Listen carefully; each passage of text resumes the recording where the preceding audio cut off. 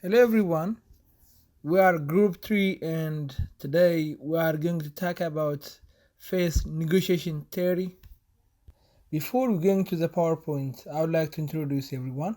My name is Ashan Nafi and in this presentation we have Raul, Shamil, Nicola and Robel. The main point we are going to talk about is what is face negotiation theory, low contextual culture and high contextual culture, and then we're going to talk about application of face negotiation theory. Finally, close remarks. William James said, whatever you collide with someone, there is a factor that make a difference between destroying your relationship. This factor is an attitude. Process mediator should not change party attitude, but they can show them in variety way, which lead to change in attitude and conflict resolution. Nowadays, in this small world, people can communicate easily with each other and they can exchange information no matter the distance. The question is how we supposed to communicate with other, because there are numerous theories that we should follow to communicate with other.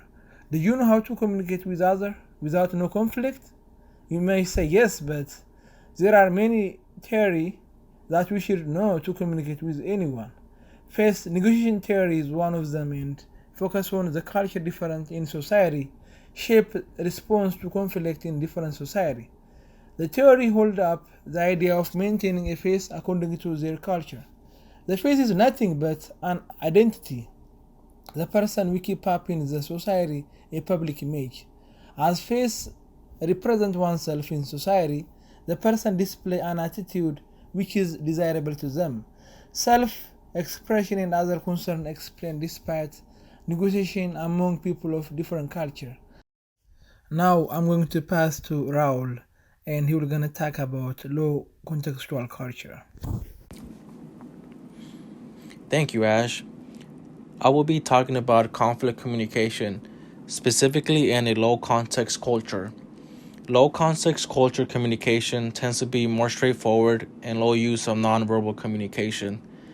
They are considered individualistic, meaning the individual achievements are valued higher than group achievements. Many relationships in low context culture exist for a short amount of time or for a specific purpose. Communication conflict style will arise due to people being from different cultures, backgrounds, or even different job titles. Phase negotiation theory has three categories of conflict styles: dominating, integrating, and avoiding. I will be focusing on dominating conflict style. According to a 2011 article, Christine defines dominating as a communication strategy that is individualistic and competitive. An example of a communication conflict is in an article called Communication in the Operating Room by Christine, where she explains that many doctors are taught to work independently, emphasizing a chain of command communication structure rather than an interdependent communication style. This is further emphasized in the same article by Christine, where she states operating room doctors have a tenacious commitment to individual and professional autonomy, meaning doctors usually think they know what's best and hardly rely on anyone who they believe is not as knowledgeable. Low context culture relies heavily on words and making sure the message registers clearly, which for doctors it is difficult who are usually self-reliant.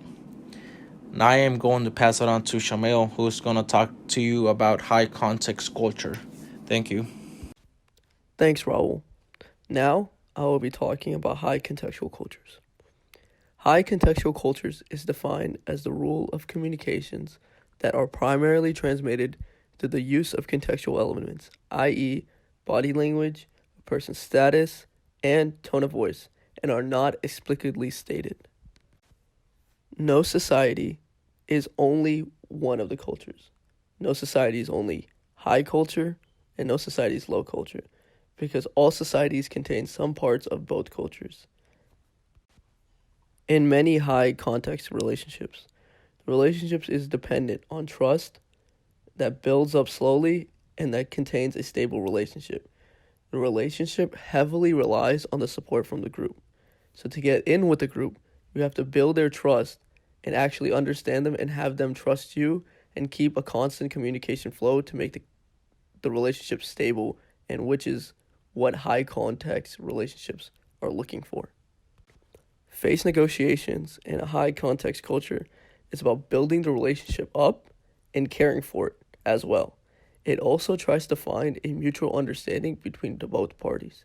So with face negotiations in a high context culture, it wants both parties to be equal and actually understand themselves versus one party taking more and the other party getting less. It's an equal understanding between both parties. And when talking to someone in a high context culture, you should turn your focus to relationship building and learning how to gain that person's trust. Because it's easier to negotiate with a person in a high context culture if they trust you and understand that you care about their relationship and not just trying to get an advantage on them. Next, I will be passing it to Nikolai for the applications of the theory. Thank you, Shamil, for your explanation on high context culture. So now that everyone is acquainted with the details of our theory, let us talk about some of the various ways or ideas that the theory can be employed.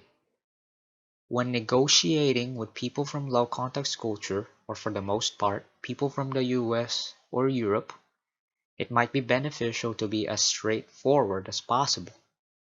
Why?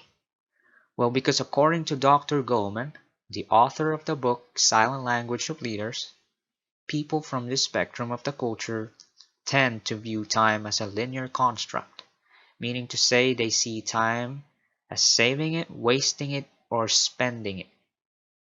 Therefore, when you beat around the bush, it might not be the most efficient approach when trying to strike deals.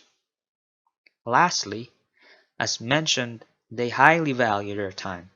So being late might give off a bad impression and might lead them to think that the deal is not for you.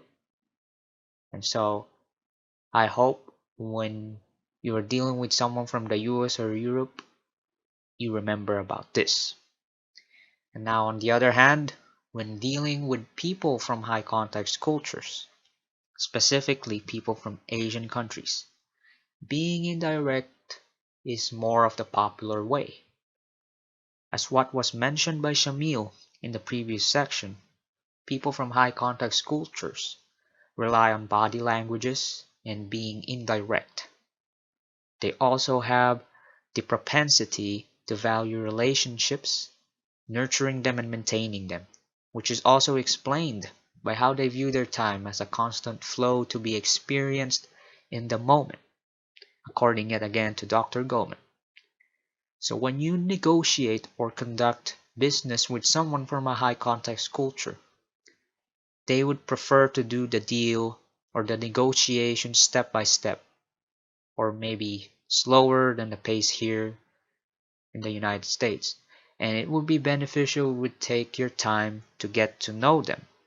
And it would also be good for them to get to know you and your team. So essentially, this makes the deal like a favor instead of a business. That should be it for me. So I am sending this down to Rubel for the concluding remarks. Thank you for your attention. Thank you, Nikolai. To conclude everything that we talked about, because I know we talked about a lot of several and critical information, but just to kind of wrap up everything, we've discussed and defined face negotiation theory to be how people from different parts of culture and society react to both strife and conflict. And we came to a conclusion that there's two different types of people, individualistics and collectivists.